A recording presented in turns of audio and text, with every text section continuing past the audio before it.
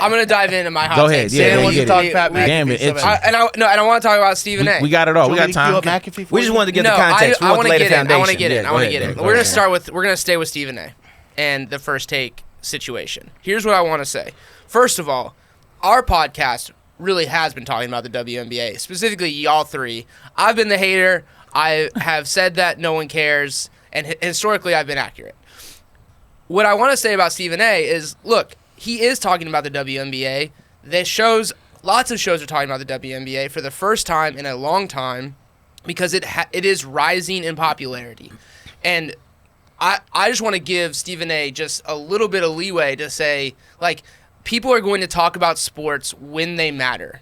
People are gonna talk about golf when Tiger Woods is playing, and they're probably not gonna talk about golf when Tiger Woods is not playing. This is fair statement. They don't have this like gravitational athlete. Right. Everyone thought Rory McIlroy was gonna take the mantle. It's been iffy. You got Brooks Koepka sliding in there. He was in Live Golf and all of these things. So they don't like, as much as I want to talk about golf, I realize that it's not a topic that most people are tuning into our show to hear about. Sure. Most people don't care. No one historically has tuned into ESPN to hear the WNBA takes.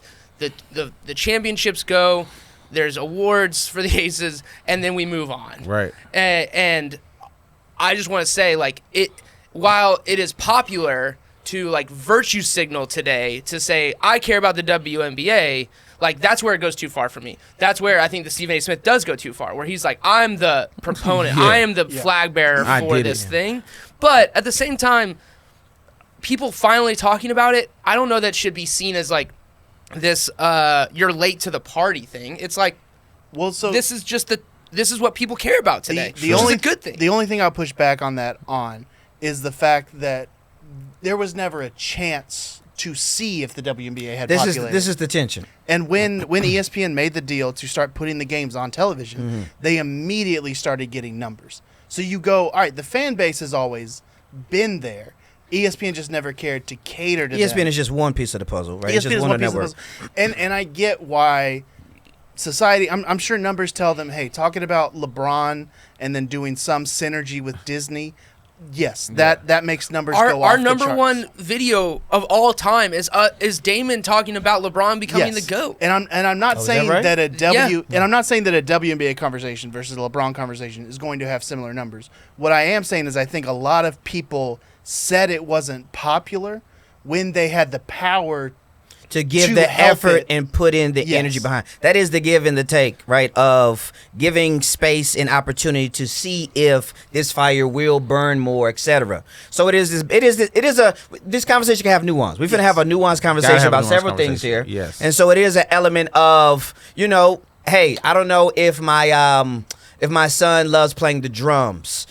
Right? So I say that statement, and I never put him in a class. I never give him a real shot. Well, let's put him in a class, and he's got to stick it out for 10 weeks, and let's see if there's some, et cetera, et cetera. For sure. Because several people have come out and be like, no, we've been pitching these talks for years. We've been pitching these stories, and so having the space for anything, business, et cetera, to have opportunity to see if it's going to fall on his face or see if it's going to pop off or stay afloat is an element as well on the other side where there is this balance of, again, it's not just black and white, where they're like, yo, no, we could have given it more opportunity once a week, once a month, etc. And that is where some of the rub meets the road type of I thing. also think a lot of the frustration is that ESPN's coverage of the women's tournament was so good. You talking about college specifically? Yes, right? so good and so entertaining. Facts. And then it feels Juju, like Paige. they just. Cam. Well, I'm talking about the studio stuff. Yeah, well. Oh, the studio. Andre Carter. Yeah. The Oh, energy, I got the you. energy. The Oh, yeah, energy, yeah. the way they Duncan, played off yeah. each other. I was like, this is a very inside the NBA type Yeah. feel. Yeah, no, they cooked. And you're just like, But ESPN I know hasn't why done that is, anything. though. I know why that is. Why do you Being think it in is? the media world is there are personalities to rally around, and whether we're gonna get into the nuance of that, but like you cannot like make people care about a sport. It's impossible. 100%. I do not care about hockey. Right. If there were people that drew your attention, Facts. Sure. that from your hometown, Yeah. that you could relate to, I mean, it is why Tiger Woods first made waves because of being the first African American to win the Masters, Off top. 1996. Off top. Bam. Bang. This changed things. Oh, yeah. It happens when the first South African wins a Masters, you will see golf rise in countries that have never had a former champion. When there is one, when Hideki won in Japan, everyone's grabbing golf clubs. Facts. It happens. Relatability is top notch. It's top notch. Yeah. And what I want to say about the WNBA and Caitlin Clark is, in this country, there still is a majority people group, white people. That is changing, and I'm not. It's just a statement of fact. That's not a statement. That's not a political statement. We speak facts. Y'all, out settle here. down. Settle down. Someone just got triggered. Someone just got triggered. Dan. And a white girl came into this league with attitude, and people are pissed about it, and she's getting hard fouls. I think a lot less people than media and news and think pieces put on though. But I think I think what I find quite interesting is that the WNBA player, there are key WNBA players that are like, this is amazing for the game, and I can get on board with it. Facts. Forward thinking, and then there's others that are like, she can just. I saw a quote today. It was Kennedy Carter, the same girl who hit her. Okay, she was like, she just shoots threes. That was the same girl who hit her. What else? So she kept the same energy. She's consistent. But also, if If I may, can I read? What I would say She posted this on Instagram the day after. I want to see this. It's just something I just to let you go, like the type of person that Kennedy Carter. She posted this on Instagram the day after. I grew up with all brothers. All we did was fight and argue. I love the hate more than the love. What y'all don't understand. I'd rather you hate me than love me. I mean that on my dead. Anytime somebody say something like that, just let them be. You just let them be. Not the bro. No, you just let them be. They different. They built different. They built different. And you just let that be. But go ahead. Okay, so that carries on into why do I think Caitlin Clark is culturally people understand her.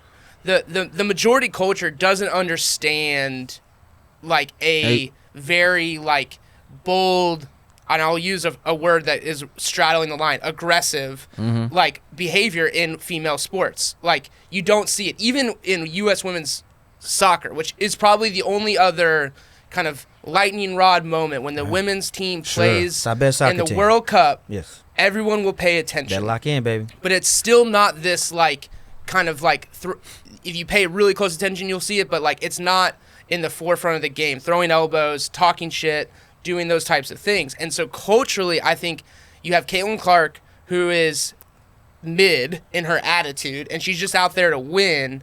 And people are like, that's relatable to people that like my wife, who are like, I get it. Yeah. And I think people it's okay just to put that there and say, this is what it is. Yeah. This is bringing popularity.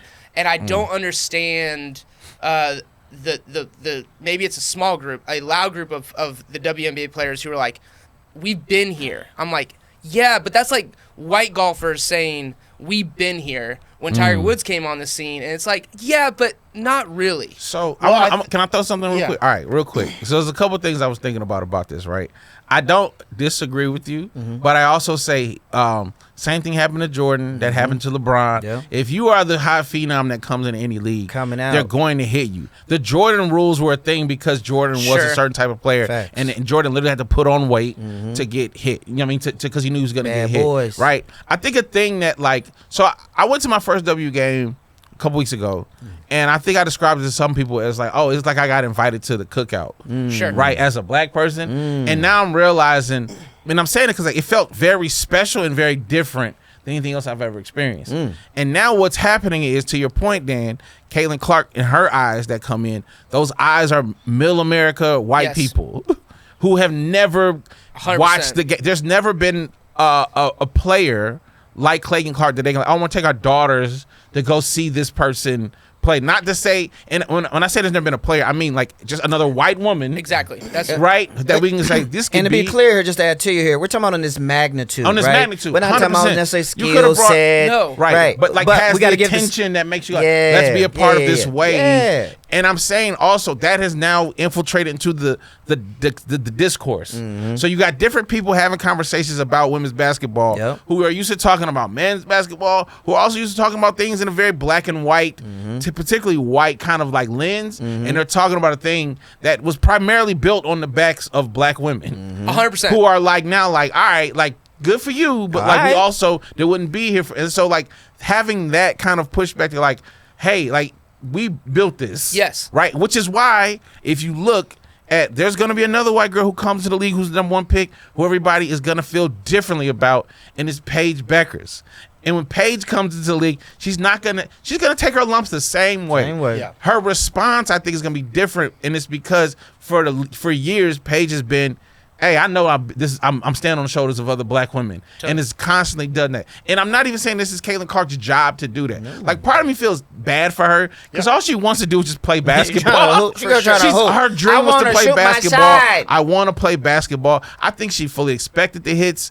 I think she fully expected. She's not complaining about anything. No, she's doing a little bit of like, I guess I'm gonna get. And I get that you're playing for the refs, like, and that's just gamesmanship that happens across all sports. I just think that, like, I hate that, like, again, I've only seen one game live, W game live, but I remember walking away like, we're gonna ruin this. And by we, I mean just like dudes who don't get the specialness. It really felt like, this is what I was telling my brother, it felt like I felt like if I invited a white dude to a cookout, right? But like, men are the white dude here, right? And so I'm sitting here, and it's almost like if I got invited to the cookout and also said, and I brought some friends, it's gonna be like, ugh. David, what you? Yeah, it's like, we invited you. You know what I mean? And then other people come, and they're like, and not only they get invited to cook, they go, y'all eat hot dogs? Oh, get them out of here. Y'all anybody got any potato salad? Like, just asking stuff that ain't got nothing to do with how it's already been, or like, who cooked the macaroni? We're just being too picky after being invited to the cookout, and it's becoming this, like,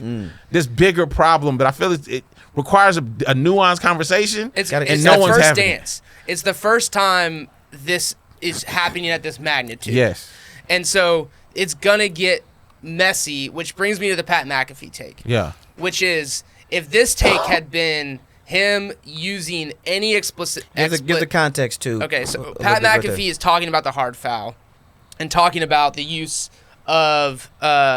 what her name is that did the hard foul? Kennedy Carter. Kennedy Carter's hard foul, and her using the B word, and Pat Macafee in kind of extolling her Caitlin Clark is like, she is that white.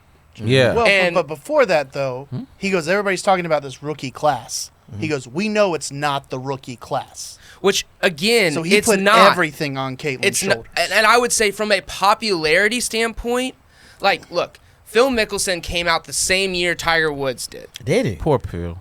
I would have got that wrong. 10 out of 10 I times. remember that. I would have thought Phil would have been in the game. It's a helpful thing because it's the exact same thing, but flipping the script. Sure. Historically white game with a black athlete. Yep. Mixed athlete, to his credit. This is true. And, like, changing the game. And there were people in that rookie class who were just as legendary, Hall of Fame caliber players that will never get remembered as that year's class. They'll be remembered, but not in the same way. Not in the same way. Caitlin Clark, Pat Macafee is right. He is right. I'm going to push back real quick. There could be more talented players in this class. Sure. But they're not pulling the eyeballs. So, I don't think you're wrong, but I will push back because you're a numbers guy. Yeah. Right?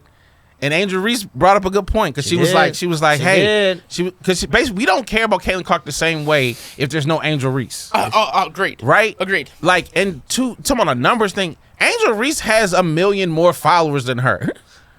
Which, like, she moves the needle, and I don't think she's getting the credit that she deserves for moving the needle in the W the way she has. This is true. Like, Angel, and for whatever it is, both of them had to be in that national championship game. They both had to years be. ago. They both had to be who they were. That's also true. And Caitlin Clark does not get, because really what happened is it's the same thing. I know I'm gonna bring this up, and I'm probably gonna get ripped up for this, but it's the same thing that happened to Taylor Swift. I don't know who Taylor Swift was until Kanye was made on that stage. There was a villain and there was a white woman. That's and fair. Then people came and was like, we must protect the storylines. This white woman. Storylines matter. And then so she got protected and blew up more. I'm not saying she's not talented. I've went through that path.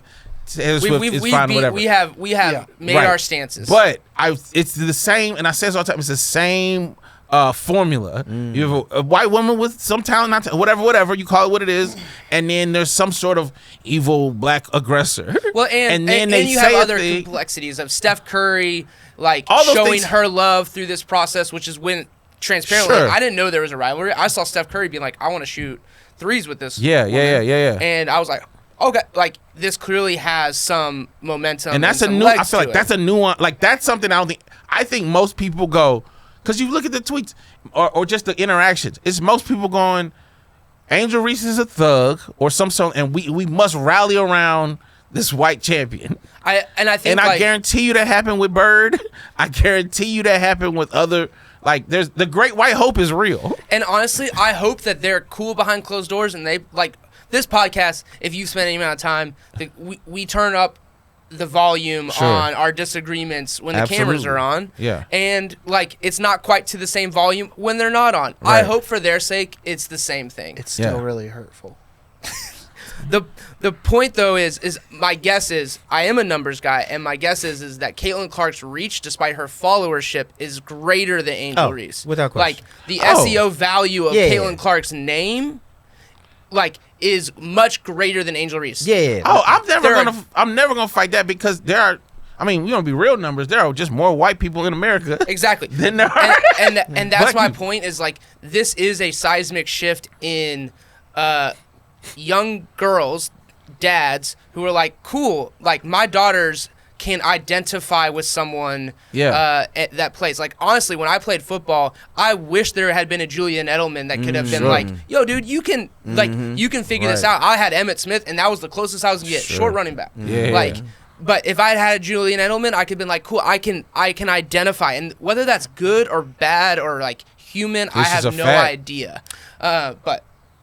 No, finish. I know you want to chime in here, so I just want to say this real quick. One thing that I am optimistic about, I'm a half full type of person, is that, you know, this is the reality of this is you getting that new haircut, that first day's got to get together. It's, you know, being on a few dates, you're still figuring out the small talk. I am optimistic that in the midst of this tension and discourse and yada yada, we can hopefully get up to a point, look back, catch a breath at the top of the mountain, and really, for the majority of like people who love good sports, like, oh yeah, I'm a fan of the W because the game and these players are good. I saw something, I just want to say this, and Nate, I want to hear your take on whatever else you want to add. I thought this was a really solid statement about the league in general of the W, and it was like, Caitlin Clark is as good as people think she is, but the ladies in the WNBA are better than what people think they are. That's a fact. And there's this reality of like, this league is so concentrated with talent. 144.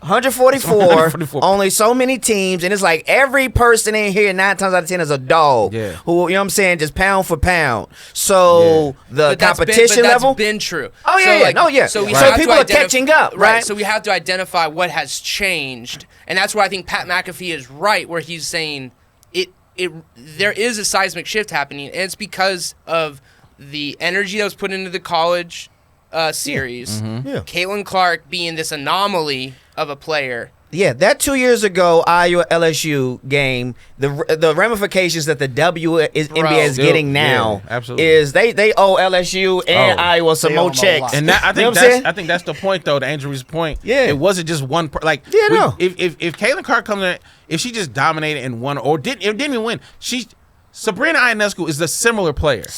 Very similar player. Very similar. You look at their stats, they're almost identical. You know what she didn't have? Somebody that you can say that's the villain. I mean, Caitlin Clark beat Kelsey Plum's records in college. Yeah, we didn't care about that. And we did not care until there was an Angel Reese. But the opposite is true too, though. There is like people don't care about Angel Reese being this hyper competitive, talented athlete. Yeah, both sides. Her being like, no, I'm not cool with that. Both sides of the coin. Yeah, So it goes both ways. Yeah. Like I think, and that's where I think there is like at least a head in my mind, and maybe it would like calm the storm in a bad way for Angel Reese to be like, yo, give her flowers, but pay attention. Yeah. I think she's always done that.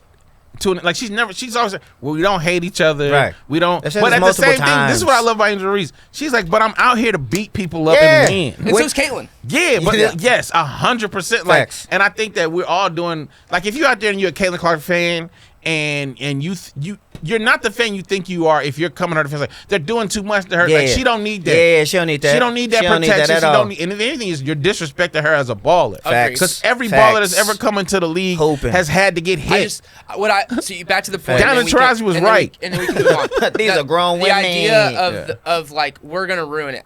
I think there's some validity to that. Yeah. But I also think like people can't virtue signal every single day around this. Meaning, I'm upset by what Pat Macafee said on his show that's incendiary every single day. Right. And he was incendiary around this point, and people are like, how could he? Hey, listen, let's say this, because we only men, all right? So it's already going to go wrong.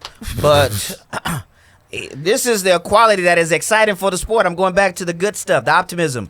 We want to be able to, we as all sports fans, be able to talk about women's sports, men's sports, everybody's sports with the same vigor, the same jokes. You can get it. You can get it. I don't care about your genitalia. I want you to know that we love the sport. We're going to trash talk you. That game was trash. We're going you know what I'm saying, smash you in the sport. You know, so there has to be this level, and if you ain't ready for that, then you ain't really a real sports fan of the love of the game. Jeremy Lin's it's got to be both sides of really that conversation. Jeremy Lin's another really interesting lightning rod of basketball. Come on, Linsanity. Like where like people that don't care about basketball started caring about watching Knicks games just to see if this kid who was riding a couch 6 weeks before that was going to make it. So I think the difference is nobody came in and was like, hey, they're fouling Jeremy Lin too hard.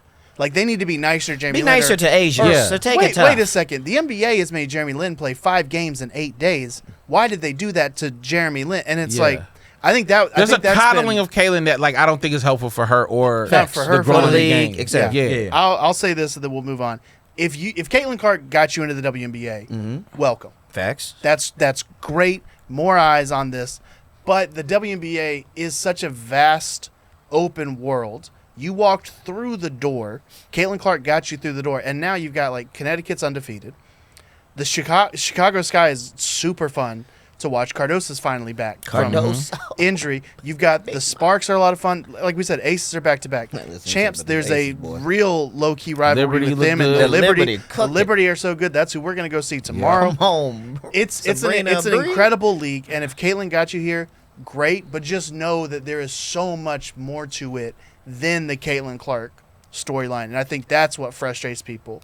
Is that a lot of people are coming in focusing on one thing, and we're going, wait a second, there's a lot of really good stuff happening that deserves to be talked about just as much, if not more, than Caitlin's season. I'm going to throw this out there just as a test if you're a person who's new to the game. And no one here, this is no one here. I'm just going to be very clear, no one here. But if you feel like you could have a strong take on the WNBA, I implore you to take just 1 second to ask yourself this. Can I name at least one player on every team? And if you can't, shut up.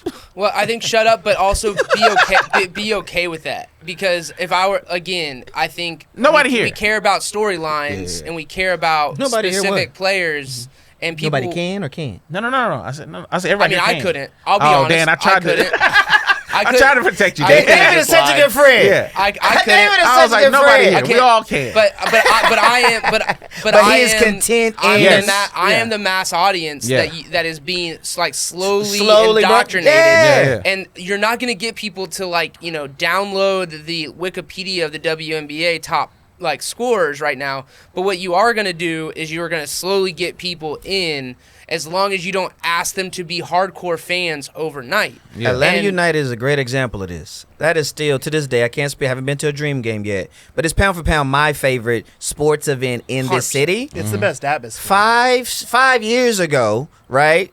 Title comes, and again, it just slowly continues to pick up. Everybody don't know soccer from UF. You don't know this from this guy. You don't know what offsides means. You don't know nothing. You get a scarf. You go to the game. That was fun. Yeah. And you go back, and it starts slowly pick up. Then you maybe watch a game at somebody's house with a beer. You're like, oh, this is a good time. Right. You know 2 players, and you just boom, boom, boom. And that's something that I had to deal with, because when Atlanta United won, that gave me a window into soccer. Yeah. Because I was like, oh, there's a team in my city. In the city. That's competing at the highest level We that won. I can identify with. And I made a lot of these same mistakes. I went offside. But they're not mistakes. But I'm saying, it was bold of me to enter a sport going, offsides is dumb. If you got rid of that, they would score more. Oh, okay, that sounds silly. Yeah, Or saying, That sounds silly. yeah, so you say stuff like that where you go, Well, we got self-awareness. you know what, I can improve this game. And you go, this game's hundreds years old. Yeah. There's millions of Yeah. the idea of like walking into a sport, being the new person and saying cater to my needs. If you get invited to the cookout, go where they tell you. Don't get adventurous. That's good advice. Don't be like, I want to shut up. But also, you don't have to eat the food. You don't eat Nah, the you kind of got to eat the food. You got to eat the food. You got to eat the food. You gotta eat If a grandma Come hand on, you a Dad. plate, you're like, I'm not hungry. That's fair. It's a wrap for you. Dad, I don't know if you know this. Because I feel like you probably got invited to a cookout too. I feel like it better- I know you didn't turn out I like nobody the grandma food. plate. I like the food. I'm about to say. You better put that in your In the mouth. metaphorical universe of the cookout, Sure. it's you can sit there and enjoy it and be knowledgeable of the fact Yes. that you're here for a very thin slice of the thing. Yeah. And if that expands, amazing. But it also could be the Tiger Woods effect where people just don't care unless he's there. This is true. And that is could true. also be part of it. That And that is- doesn't mean that Tiger is the greatest of all time. Arguably, he's not. Arguably, he is. Like, you can have the take that, like, I'm entertained by this storyline. When the storyline is present, I'm here for it. Yep. And that's okay. And that's You're not gonna. There's too little time in this world to like dedicate yourself to everything.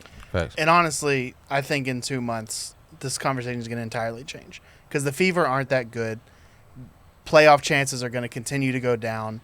And I think we're going to see who really is sticking around to enjoy this sport and I who think is it's here here. for the hype. I think it's here. Great. Again, there are a lot of white people in America.